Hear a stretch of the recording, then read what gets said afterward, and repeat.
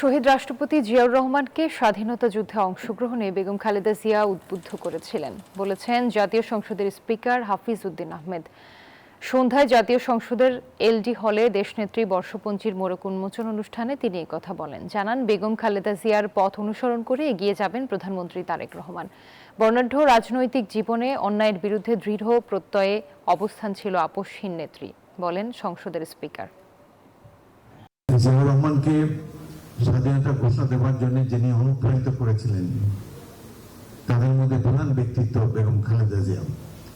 এই কারণেই পাকিস্তান সেনাবাহিনী ধনে অনুভব করেছে যে এই মহিলা একসময় জাতির নেতৃত্ব দিতে পারেন। ঈদ লাগছে মনে, খুশির জোয়ার সবখানে, আর ঈদ লাগছে মনে, বিকাশ পেমেন্ট